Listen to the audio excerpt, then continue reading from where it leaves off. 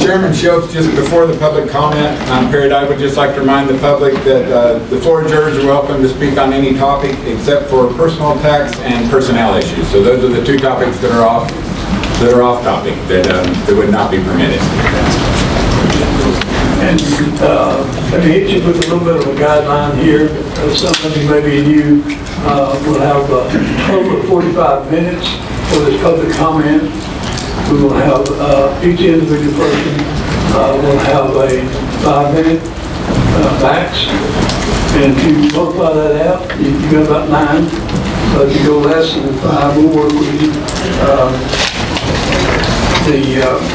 I need the list. And if I mispronounce somebody's name, I'll give the apology now.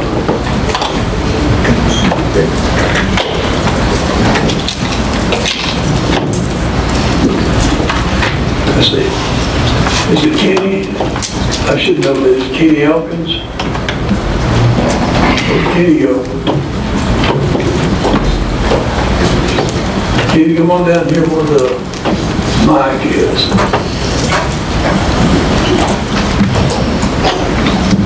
And Kenny, you watch that little clock up there? If you get over 5 minutes, you go to jail for 30 days. Been there, done that. And no, I'll cut everything off in 5 minutes. Kenny, go ahead and tell us who you are. My name is Kenneth Elkins. I live at 142 South Old Prentice Road. I also own 160 South Old Prentice Road. I've contacted every county office that I know of to try and get a problem solved, and everybody passes the buck. Everybody says call somebody else, and I call them, they say call somebody else. Well, finally, I called you, Mr. Shields. Yes, sir. And you and I have had 5 different conversations. You mentioned that I should come here and mention what's going on, and at the same time you mentioned even though I'm going to be here, probably nothing's going to get done about it. But I'm here to mention it anyways.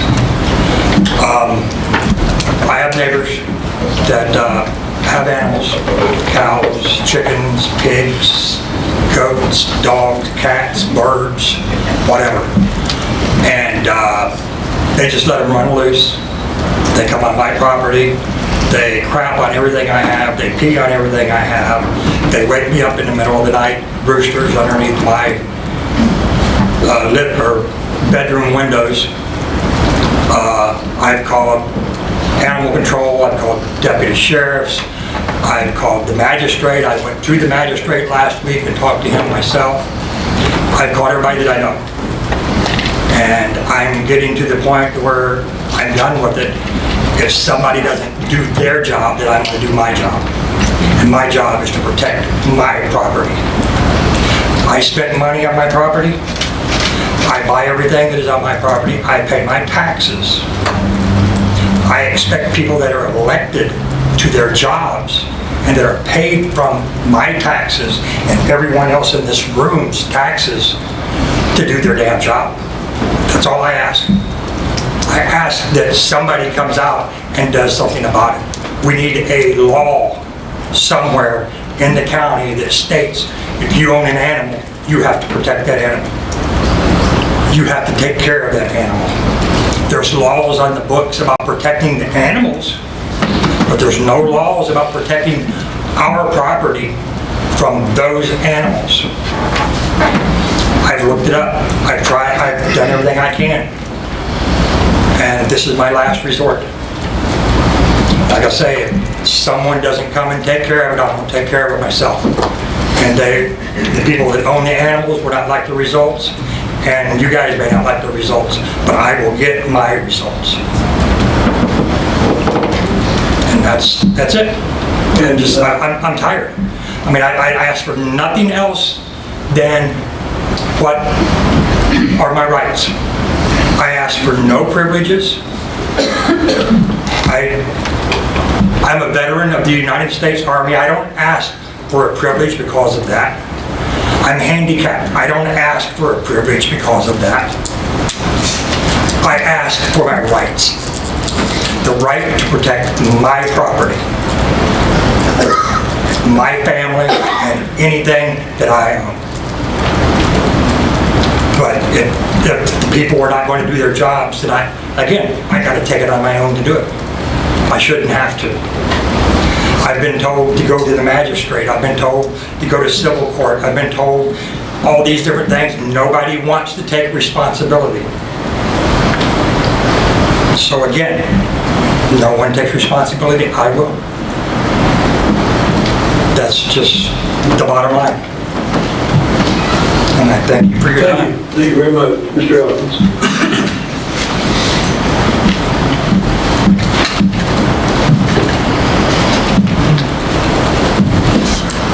Kenneth McCaskill?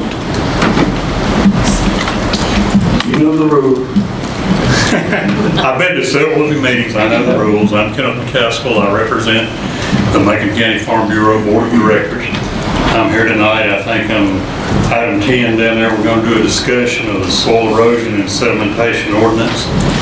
I don't believe that this needs to be changed. I understand a half acre is what doesn't require a permit. When you exceed that, you have to get the permits and go through the regulation. We are not the coastal plain, we're not the Piedmont, we're the mountains. Our soils are fragile, the ground is steep, and there were a lot of good minds that worked many years ago on developing these ordinances to protect not only our soils, but also our neighbors that are downstream. Let's use a little common sense and realize that we can leave this ordinance alone. It's been working. It ain't broke. It don't need to be fixed. I know some folks can make some money, or they can do a little more if they don't have to pay the permits. I know the county says they don't have the personnel to do the inspections and the permits and what they need to do. But maybe we need to get those people on board.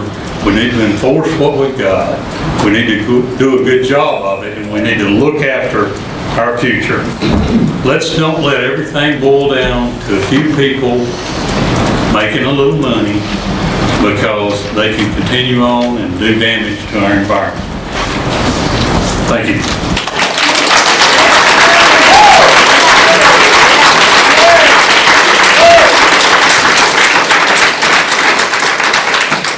Thank you, Kenneth. Jessica, you don't have to help me. Is it M-R-U-G-A-L-A? I want to see what you say. Give it a whirl. Oh, wow. Mr. Gala? Murgala, yes. right. My favorite mispronunciation is Mr. Ugala. So. I didn't do that. I see that you're a female. Alrighty, well, good evening. Thank you all for having me. My name is Jessica Murgala. I'm a 7-year resident of Jackson County at 296 Savannah Drive in Silva. My regional work has involved Macon County for the past 4 years, and I am the local food coordinator for the Empowering Mountain Food Systems Project. This is an initiative of the Center for Environmental Farming Systems in collaboration with Cooperative Extension and NC State University. I received my master's in public health with a leadership concentration through UNC Gillings in the region at Mayhack. And what all of that jargon means is my expertise in my career is bridging the gap between local food and public health. So I'm here tonight as an elected leadership team member for the Healthy People, Healthy Carolinians Mountain-Wise Partnership for Health Coalition. More jargony words. But Mountain-Wise is a Region 1 Health Department collaborative. We're fiscally agented by the Region 1 District Director's Office, which of course is the Macon County Health Department under the leadership of Kathy Magaha, who is joining us this evening. Thank you, Kathy, for being here. So our HPHC coalition is composed of over 150 people across the region. So we're public health professionals, researchers, food pantry directors, farmers, educators, faith leaders, and more, all who envision a reality where residents of Western North Carolina have access to healthy eating and active living opportunities. I'm proud that our coalition has been noted by the Duke Endowment, our funders, as the model coalition when compared to the other 29 coalitions in North and South Carolina. We are a model because of our deep collaboration and our success in securing over $500,000 in funding. This success is due to the leadership of our coalition director, Nicole Heinbaugh, and we have come to you as elected leaders to speak to other more governmentally official elected leaders to talk about this important work and ask you to help some wrongs committed by county government representatives. So this evening, you will hear from me, of course, but we'll be talking to you about Nicole's effectiveness as the director from fellow Leadership Coalition members and a program participant. So our speakers will discuss the impact of our work as a community and why this work is so vital to Macon residents. And of course, why we're concerned about the future of our programming due to reckless decisions made by the Region 1 Health Departments led by Kathy McGaha of Macon County. And then Ms. McGaw, again, the rules are that you can't talk about personnel issues. Okay. Well, unfortunately, and again, what I do want to speak about is concern about secrecy and why someone was fired, especially someone elected as someone part of a coalition. And that's where we get into the general statutes that don't allow us to discuss personnel issues. So we can't line right now. So these are why these topics are off topic in regard to public comment. Okay. I did request to be on the agenda, but was advised to come here since it was a personnel issue.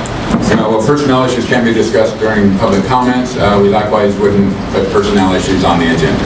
Okay.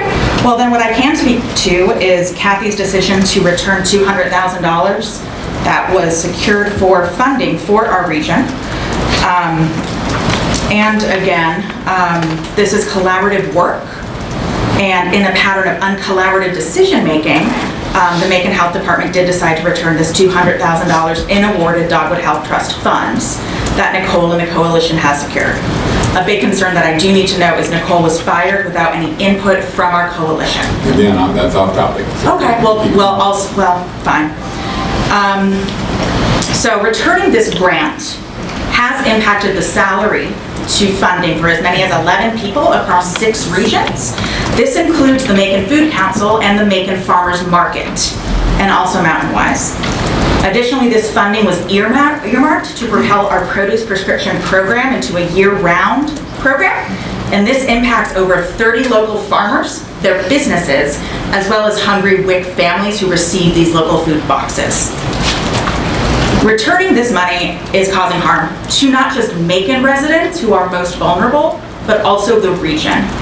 And under this leadership and these decisions that we were not privy to or a part of as a community, we are left in the dark, not knowing what is going on in your government office. So what we ask for is an investigation into some clarity about what is happening. My time is up. I do have some packets with letters of support and some information about our programmings. Thank you, Jessica.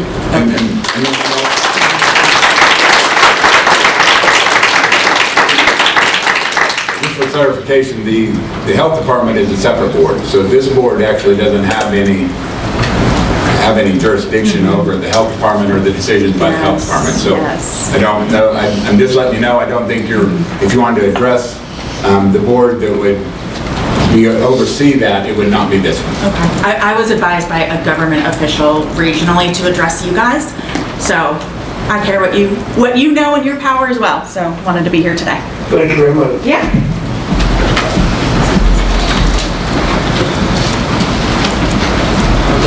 Patrick Barrett.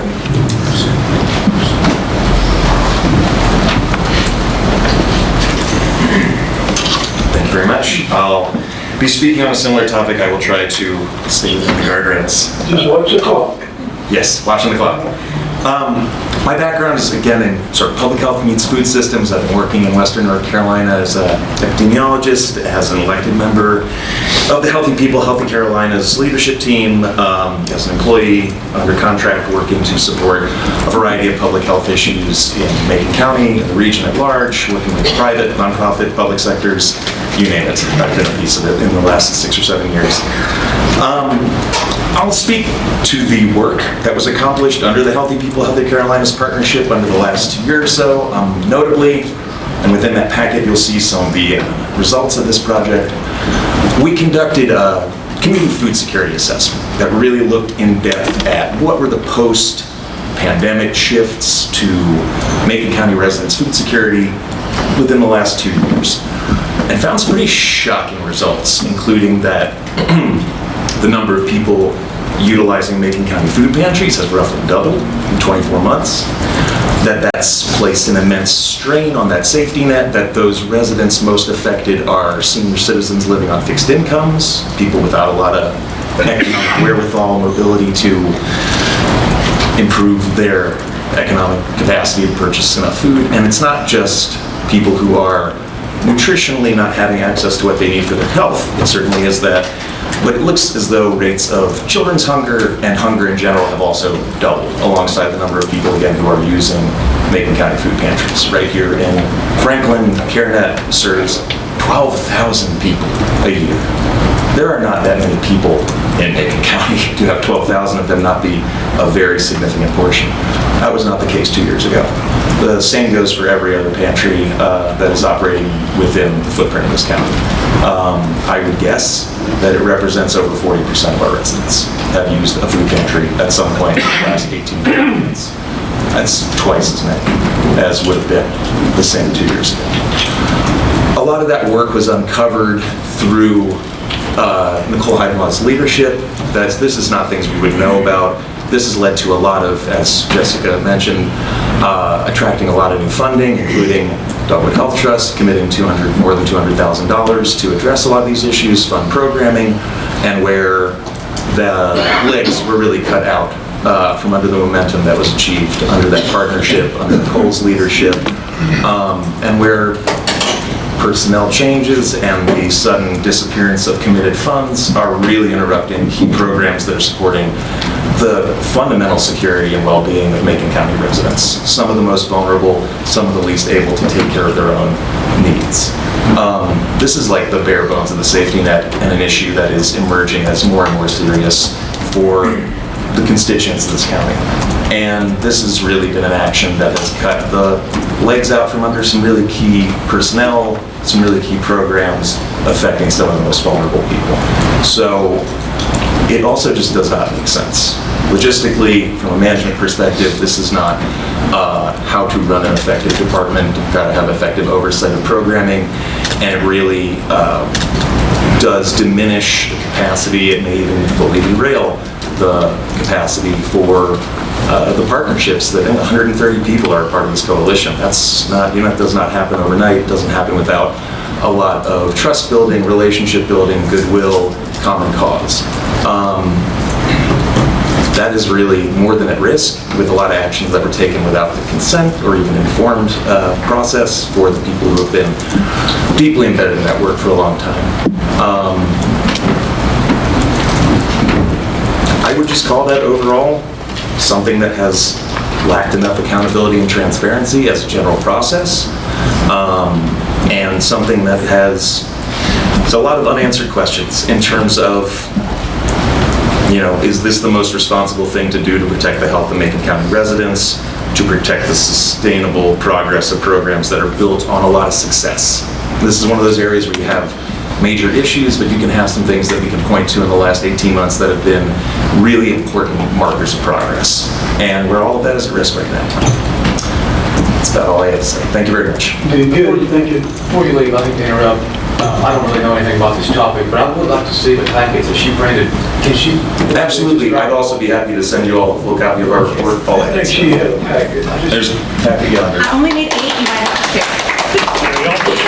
I'm easy to find, and I'd be happy to send you any information that's relevant to all of that. Are you familiar with the Board of Health? Yes. Have you presented there? We presented to them in our initial report out on the findings from the report that we did, not around this particular topic. But not to a Board of Health meeting? Not yet around the changes that have occurred around staffing and funding and things like that. We have reported out to the Board of Health on the findings from our food assessments for Macon County. Well, I'm on the Board of Health and I've never gotten it. Well, we will be happy to send this to you. But we meet 6 times a year. We had a meeting I guess it'll be a month and a half before me. We I'd need be delighted to follow up with you all. to find out when the next Board of Health meeting, and y'all need to present to them. Please count me in. Thank you very much. Thank you, Doctor. Thanks very much. Sarah Robert Miller.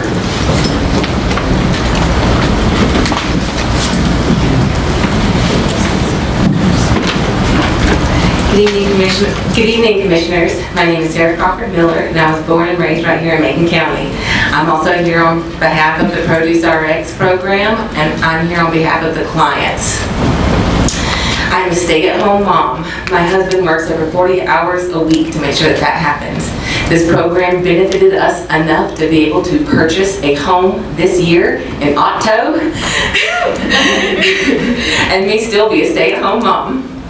It provided fresh fruits and vegetables and homemade sourdough every week for our family. Sorry. Okay, let me stick to the script. Let me get back to where I was. Okay.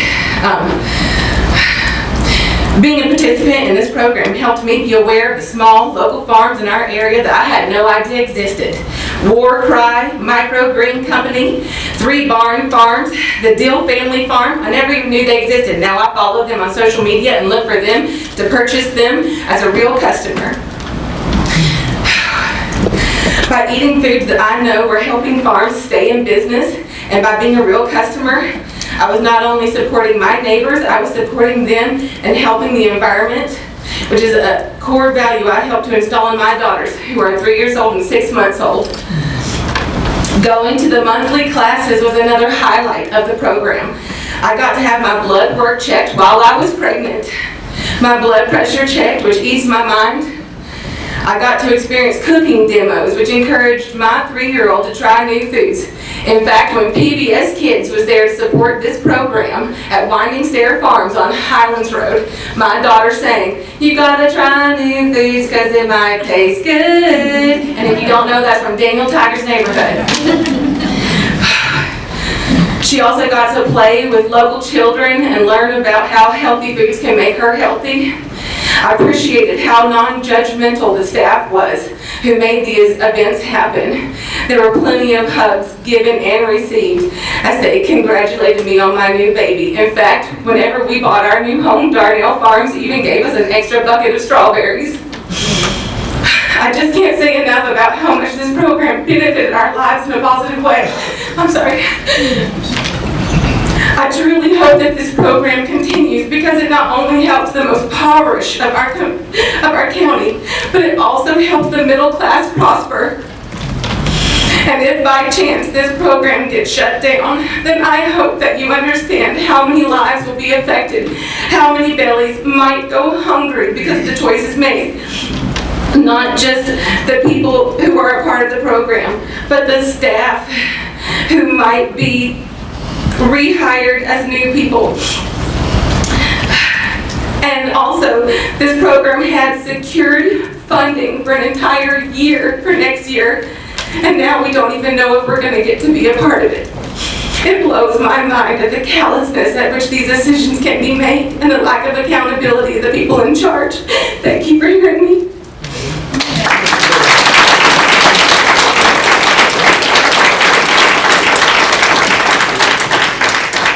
Bill McCartney. Bill? Yep. There you are, you're hiding on us. Yeah, I tried, but I can't get away with it. Well, I am Bill McCartney, you all know me. And I'm going to speak very briefly to the question of proposed changes to the soil erosion and sedimentation ordinance. One of the purposes of this meeting is supposedly informational, and there's really no way I can properly inform the commissioners or anyone else in 5 minutes. I have provided the commission with a technical document prepared from my standpoint as a professional aquatic biologist working in this county. I know some other people with expertise have done similar things, and I would say to the commissioners, not in a condemning way, if you haven't had time to read these documents, you really come to this meeting unprepared.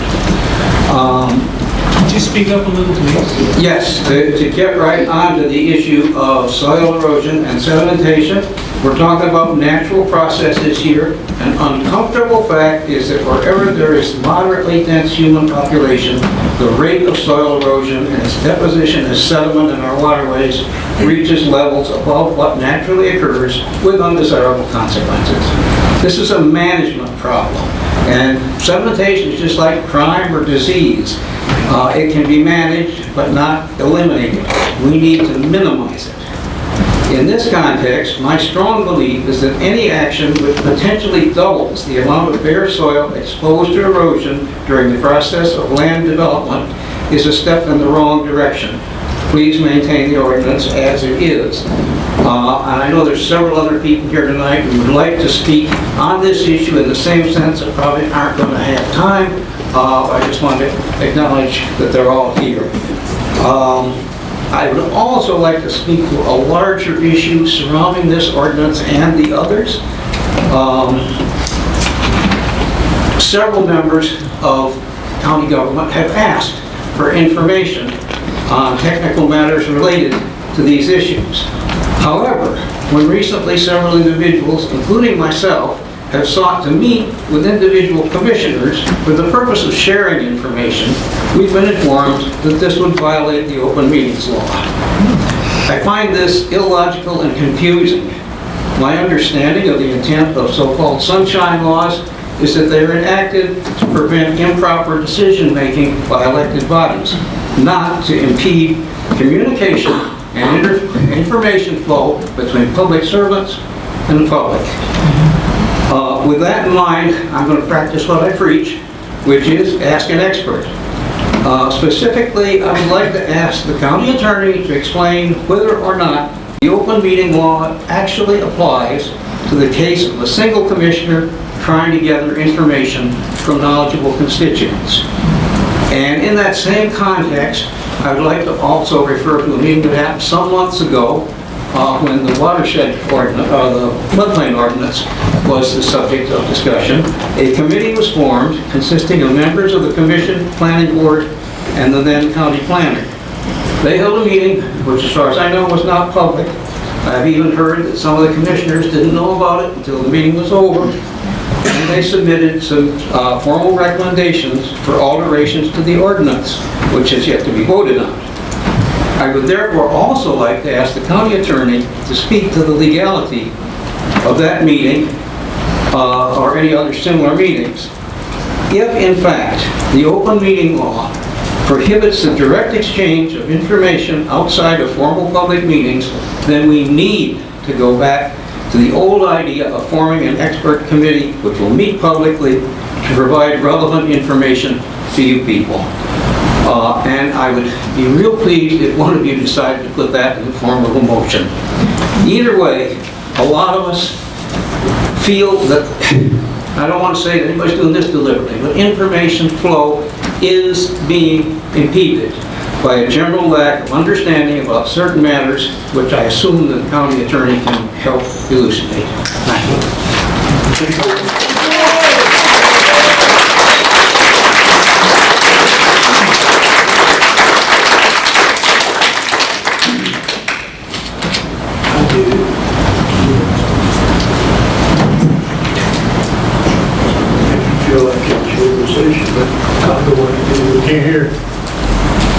Okay, so I can certainly confirm that there is nothing wrong with the county commissioner talking to anyone in this community about any issue. So that is certainly open topic. There was a lot thrown out there, and I'm not sure completely of all the facts as far as to speak from off the cuff. I do have attorney-client privilege with this board, and so I'm not going to comment on anything else that was requested there. Rose, Rose James. Well, thank you. It's good to see so many friends and family and neighbors that are like family that are sticking up for our community. I appreciate everybody being here. I'm here. Can I move it down a little bit? I know you're not supposed to touch it, but I mean, I'm a short person. Yeah, you can. That's fine. Thank you. We'll have to ask the sheriff. Uh-oh. Okay. So I did want to speak to the fact that we were going to present to the health board. Nicole was fired 3 days before she was allowed to speak on this topic that is so important to Macon County. I am a registered nurse, born and raised here in Franklin, North Carolina, and I recently moved back to bring my family home, so I'm glad to be here. So I've worked as a registered nurse for 15 years. I've made it my passion and my career to work with programs that prevent chronic diseases, and more recently to address nutrition security. And I say nutrition because it is about nutrition and not just quantity. I have collaborated with Mountain Wise for many years in different capacities. Most recently, I've collaborated with them with their produce prescription program. This program provided families with $50 worth of fresh fruits and vegetables a week for months at a time, and it was solely based from local farmers. So that is a very important point to understand. As a program educator and as elected Healthy People, Healthy Carolina leadership team person, I'm also on the board of Mana Food Bank. And so together, most recently I have collaborated with the Produce Prescription Program as a nutrition educator and a farmers market founder, the new farmers market here, and as a board member of Mana Food Bank. What those fancy names mean is that I'm highly involved in our local food system in Western North Carolina, and specifically Macon County, and that's really important. I work for the EBCI right now, and that is what keeps me protected right now, because it is very nerve-wracking as a nurse, knowing that I'm speaking about the public health department, because that affects my future job opportunities. And it also affects people's job opportunities who can't be here to speak today because they're too scared to speak out publicly. When I first started piloting this produce prescription program for the Eastern Band of Cherokee Indians, I was highly encouraged by the health outcomes I saw. Not only were we putting food directly into the mouths of people who needed it, but in collaboration with the Cherokee Hospital, we were able to pick people who directly needed the nutrition security for both their chronic diseases and because they needed it financially. Because of taking such detailed lab work, we were able to see significant impact in only 3 months of receiving fresh fruits and vegetables every week. How many people here have been told they need to change their diet and been given no funding or no food to be able to do it?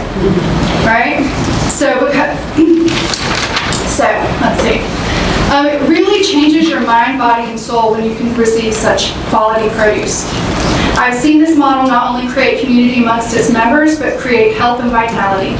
In more recent times, Nicole Heimball was hired as the director for Mountain Wise. Through her leadership, I have seen her unparalleled ability to work with so many people and personalities towards the common goal of creating nutrition security throughout Western North Carolina. Her extreme care for the local Western North Carolina communities, paired with her abilities in grant writing and project management, has truly impacted the lives of so many in this community. My family, my friends, my neighbors.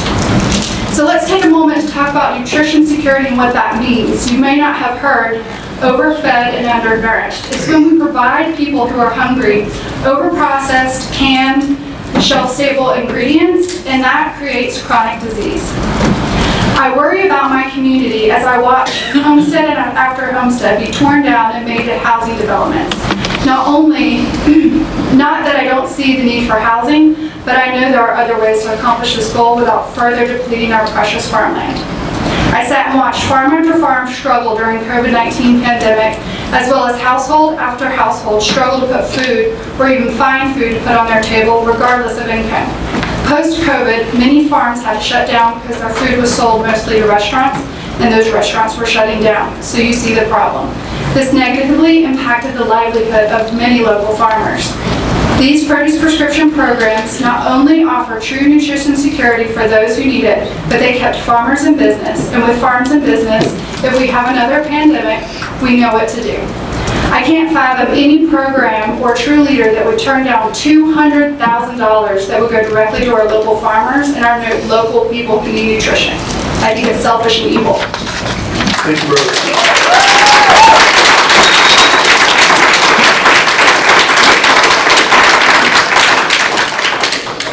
It's on ours.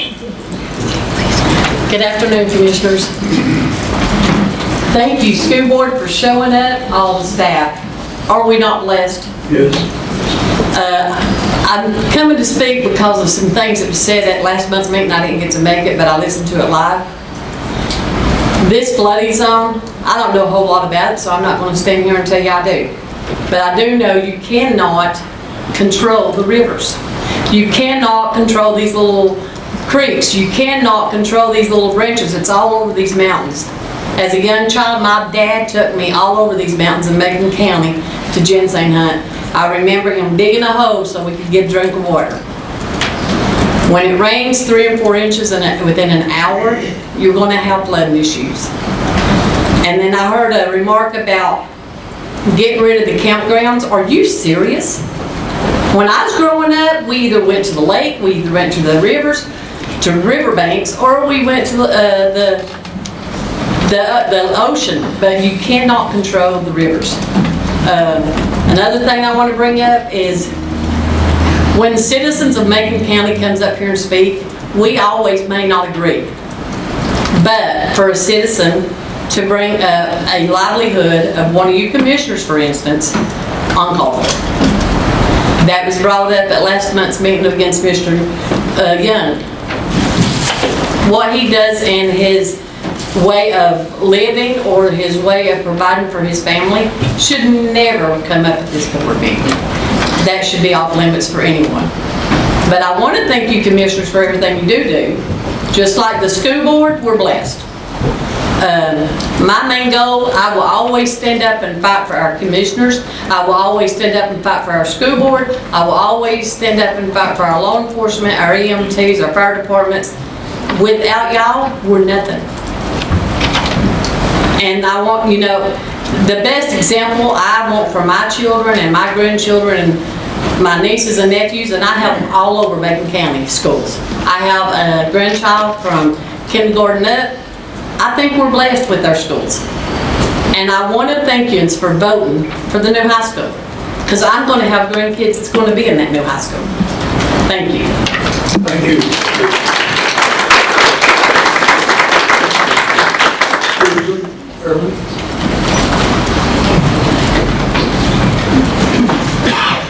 I'm Susan Irvin, and I am a 40-year resident of rural Macon County. I'm speaking to the sedimentation and erosion control ordinance. I was on the planning board when the ordinance was written and passed, as well as the other ordinances under consideration for weakening. At that time, many people of the public, many members of the public and professionals attended our meetings and contributed to the understanding of the issues. Among those were many grading contractors. At the public hearing, a group of grading contractors led by Paul Schuler, who I'm sure you all know, stood up together in support of the ordinance. They did this because they, as experienced professionals, know that there is a right way to do things and know that there need to be guidelines, inspections, and controls over earth movement. An acre of raw, disturbed earth is a whole lot. The current ordinance does not stop development. It helps to promote proper development and procedures. Not everyone knows what best practices are, and there are certainly those who would not choose to follow them if they don't have to. Like other speakers, I am concerned that there has been no sufficient process to hear from those who have real working knowledge about the effects that weakening these ordinances would have. When we originally developed the ordinance, we studied the issue, we did what the planning board is supposed to do, we weren't told what the commissioners wanted. We met publicly and listened to expert testimony and then made our recommendations. The recommendations you're now considering were made in a closed meeting. Also, at the last meeting, we were told that this would be the night when people should come and be prepared to present factual information. That because of so many items on the agenda, a number of people are not going to be allowed to speak tonight. It's not just the citizens of Macon County who lose from this process, but you, the commissioners, have been deprived of the information and input that would help you to do your jobs. You've heard about the impacts that weakening this ordinance will have over the last months. It is not speculation that sediment has a negative impact. It is not opinion. It is fact. Tourism is our biggest economic activity, and our beautiful mountains, streams, and rivers are one of the biggest draws. So that would be an economic impact, as well as a negative impact on fishing, swimming, boating, biodiversity, and stream health in general. Muddy streams and rivers, mud running into the roads, ditches full, slopes eroded. It is clearly not in the best interest of our county or the wishes of the public that you weaken these ordinances. Please act in the public good and maintain the strength of the sedimentation and erosion control ordinance as well as the other two. Thank you.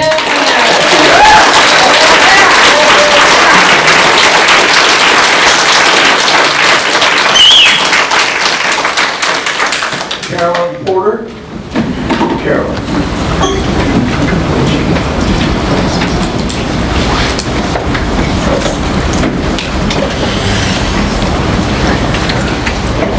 Good evening. My name is Carolyn Porter. I'm a Macon County resident, and I oppose the proposed changes to the soil erosion and sedimentation ordinance. And I appreciate the opportunity to address you again, as I had the other day. We do have limited time to present this. I hope you'll recall the many comments that you were able to hear at our last meeting that addressed this issue. I oppose the proposed changes for the following reasons. I made a tongue twister for myself there. Requiring a plan for sediment mitigation under the current ordinance is reasonable. Unmitigated erosion increases the risk of property and infrastructure damage. Erosion from sites pushes not just silt, but also construction debris into the properties of adjacent owners, roads, and into our waters. Uncontrolled sediment can clog sewers. Sediment buildup can also increase flooding because there's less of a channel to absorb runoff. Remediation of silted rivers is difficult, expensive, and not always successful. The cost of this damage and future remediation will be passed on to Macon County citizens either as individuals or as taxpayers. Voting to change this ordinance may well end up being a vote in favor of higher taxes in our future. Our waterways are not the only issue. Sediment that washes across land smothers vegetation and alters soil chemistries. The death of surface vegetation encourages erosion, further degrading the land. We know the risk of slides in our county is real. The Little Tennessee watershed is a significant draw to Macon County, as other speakers have alluded to. It supports tourism and jobs. Visitors come to fish, tube, and paddle, and they want to spend money in restaurants and rentals, gift shops, all those places. The dollars these visitors bring supports our local economy. They will not come here if our rivers and streams are muddy and silted. Resources like the rivers and streams of our watershed make all of our homes and properties in Macon County more appealing and therefore more valuable. Macon County's tax base benefits from this enhanced property value. Degrading our rivers devalues our tax base. In addition, a visit to any of the put-ins or beaches, as we call them, along the river, will find Macon County citizens and their children enjoying a clean river. Let's protect this resource for Macon County residents now and into the future. Some have argued that discussing the biodiversity of a river or how nice the fish are is a waste of time. I hope that's not true. Sediment does kill aquatic communities, and I would ask our local fishermen if they want the Little T to run brown like the Tuckasegee. No evidence has been presented that this ordinance causes undue hardship. If there are issues, let's address them in a responsible and has been requested a transparent way. I'm not persuaded by outlier cases, and you shouldn't be either. The loudest or wealthiest voices may not represent the best interests of the citizens of Macon County. Some proponents of the ordinance have called it a compromise or middle of the road. This language hides the reality of the cumulative effect of even small changes. Further, we have an ordinance that works based on careful consideration and made in consultation with experts. We're being asked to give this up for something that doesn't work as well. That's not a compromise. Other proponents have said the changes must be reasonable because they're still better than the state requires, or as good as the state requires. But we know our mountain landscape is different. The bare minimum established in Raleigh does not fit here. Many of us live downstream and downslope. We owe it to our neighbors to ensure our sediment doesn't end up in their lawn, their creek, or in their pond. As elected representatives, I know that you know it's your responsibility to make an informed decision. At a minimum, I encourage you to consult with experts in a transparent process to better understand the issue. My assumptions are sometimes wrong, and yours may be too. Finally, I would ask, what do you want your legacy to be? I hope it's that you protected our lands and waters for generations to come. Thank you.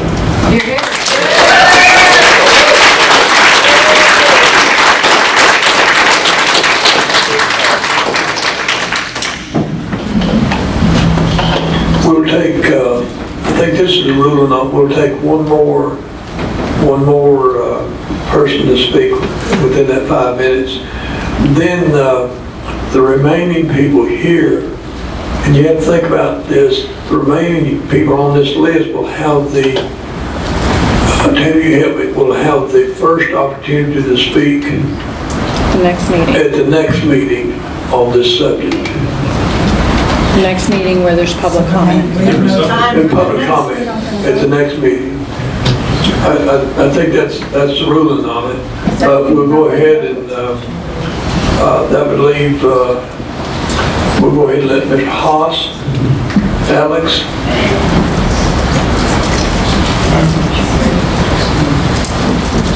Thank you, commissioners. All right. Well, my name is Alex Heiss. Some of y'all might recognize me from last meeting. It was so much fun that I came back here for more. I want to say I oppose the proposed changes to the soil erosion and sedimentation control ordinance. We have allocated so little time to discuss this today. Thank goodness everything I want to say boils down to one word: irreversible. Destroying this ordinance will cause irreversible damage to your county. All I can really do with this little bit of time is remind you what the experts have told you many, many times. We know how harmful erosion is and sediment is to our rivers. We know that our rivers can't come back from the damage being proposed. We know that land developed cannot be recovered for farming, and we know that land washed away cannot be recovered, period. So, please, commissioners, listen to the experts, protect our rivers, protect our land, because the consequences are irreversible. Macon County is stuck with the decisions that you make forever. If you make the wrong decision here, and you destroy this ordinance, and open the floodgates for development, it is not a mistake that we can fix. Commissioners, today you approved funding for a new high school because you care deeply for the future generations of this county. So why not then protect the land and rivers so that they can enjoy it as much as we do today? Yeah. Thank you.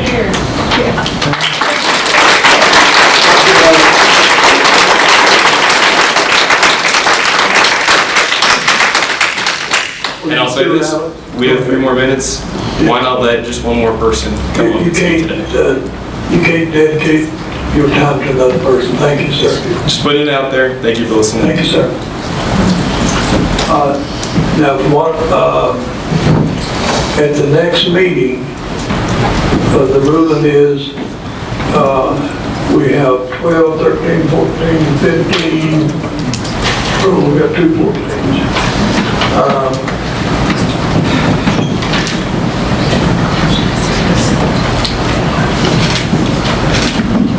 We have 15 people that would be put on that list as being first to speak on this. Is that right, Ms. Keeson?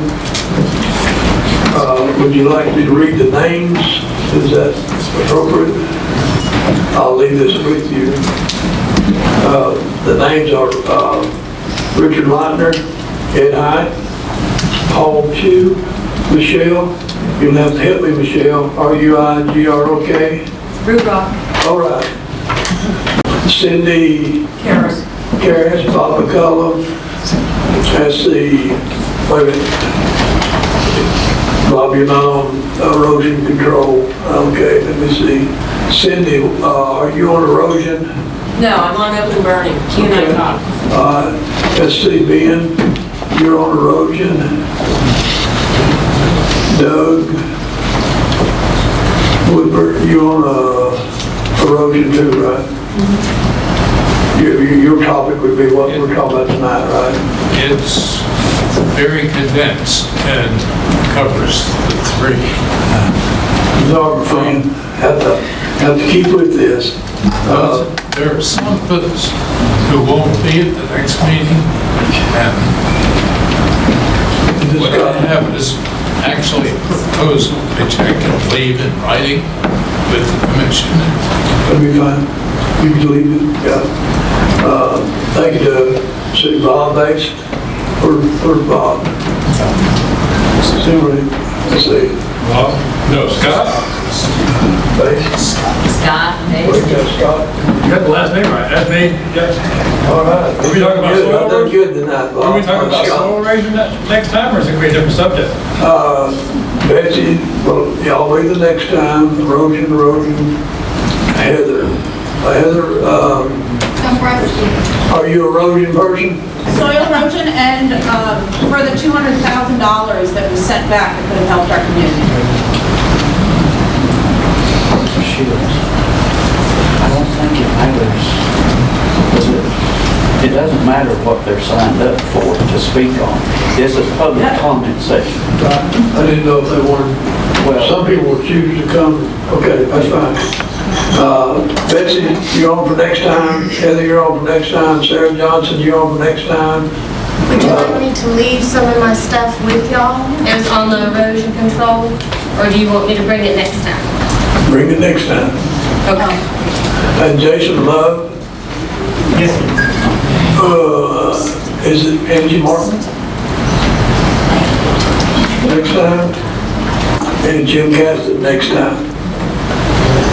I'll leave this with Tammy Keiser, and she opens up this area at 5:30, and we'll make sure your names, but the rule says your names will be on there first. Could I ask a question?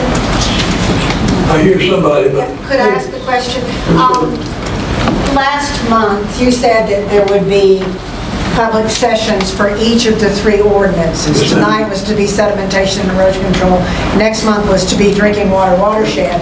And then the next month was to be floodplain. So if we're moving all the sediment and erosion control to next month, that means we won't get to any of the drinking water watershed. So then there'll be the next, I'm just asking how that happened. You're exactly right. And the only thing I can say to you, I'll confer with the attorney on how to do it. I thought that while ago, I said, wow, we're going to fill up next month on this topic or different topics, and we should be focusing on another topic. I'll have to confer with the attorney for advice. So we've had the public hearings on all three of these last month. So the public hearings have been held. This is just public comment on any topic. So you're still on the list. You can speak about any topic when you have the, except for personnel. And my comment does not go with the erosion. It's about a topic. I got you. Yeah, I see what Mr. Earl's talking about now. I see. I was just trying to pull them out of there. Okay. But so we'll have that many on the first issue, but sir, you're exactly right. I don't know what the answer to that, because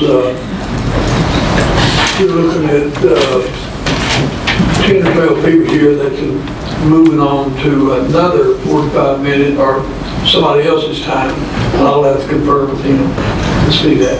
I'll try to get you some yay or nay or what on that.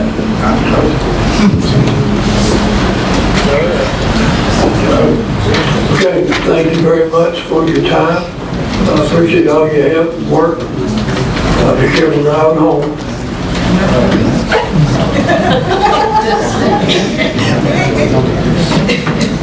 Well, they're welcome to stay. It's way down here.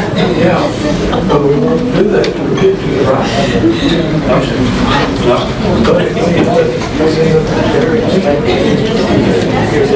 right?